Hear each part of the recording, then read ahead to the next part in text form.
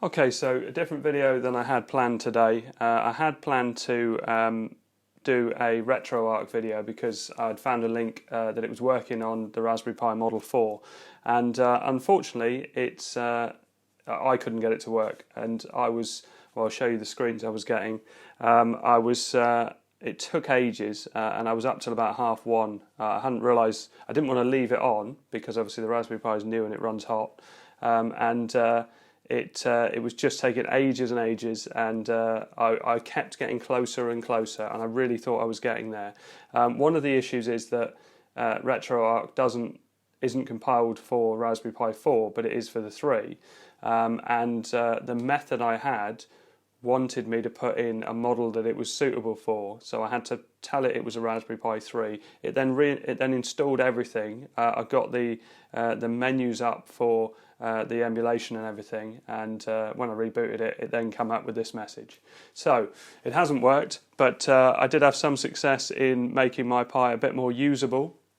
So I looked around, I tried to find things that I could use to put the board on, and I ended up using a coaster like this one, which, like this one, was in a rough state and really should be thrown away. So I drilled some holes in it, and I put some wire through, and I put some rubber feet on so that it sits on a solid base. So this wire, my daughter had this from a school project, and it's like really bendable wire. Well, I can't bend it now. There you go. I probably should have kept that one straight. And so, as it's really bendy, it also fit through the holes. I didn't have anything that fit through the holes on the board, and so I put some beads, because I went into my daughter's room and she helped me search for some beads that might be suitable, that had the right diameter but not too big. And all of these tended to be too big for the top part of the board. So I found these, and these are just like she's grown out of making little bracelets out of plastic now, and they space it out really nicely. And the next thought I had was, I was trying. At my work, there's we have for security. We've got cables with these little round circular objects that go around, and there's a little Allen key bolt that secures it in place. Because what I wanted to do is put a lid on so that it feels solid, and then secure it in place. And so I was thinking, and I was looking online, and they're quite expensive to buy. So that wasn't going to really do it. So then I suddenly remembered that these little block connectors, are a way of really securing cables and a similar sort of diameter to the cables that are in here. And it's great.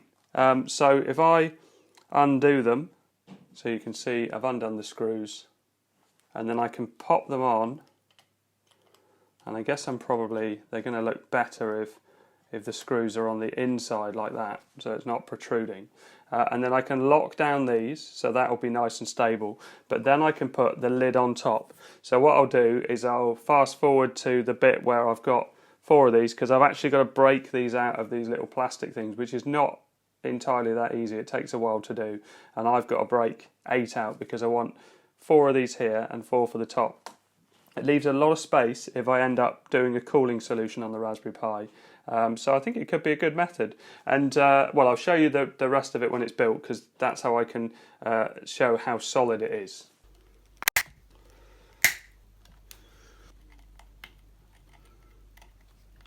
Okay, so that's the finished article. I was really pleased to find these. That cost me 90p for that strip. So a strip of whatever it was, 12 or whatever.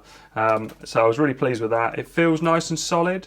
There's no movement there, which is nice. If I hadn't bent these long bits of wire, then it would have looked a bit neater. So, you know, some of these are at funny angles, but I'm not really bothered about that. Really, I was just more bothered about protecting the Pi. So I've still got access to the micro SD.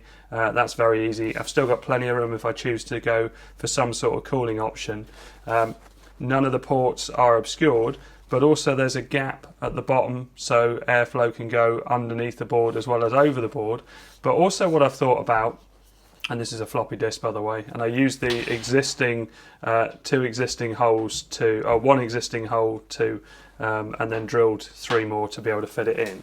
The noise you can hear is me messing around with the USB-C cable. So the USB-C cable puts a bit of strain on the board, I think. It's quite a thick cable. So if I plug that in, I've actually put some rubber underneath so that it's flush, so it's not up and down, it doesn't move any. And also this USB, this HDMI adapter, micro HDMI adapter, I was a little bit worried about, and someone actually commented in one of the videos saying that it could be an issue.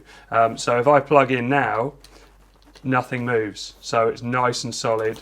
There's no downward force causing the board to be loose or anything, and I've got this on a sort of double-sided and some rubber bungs there to make it clear. And then any USBs that I plug in, so mouse and keyboard, depending on what I'm using at the time. So if I plug that in, the whole thing doesn't move around and it's nice and solid. And I was just a bit worried because I had it free out on a little aluminium stand, and my cat would jump up and possibly knock it off.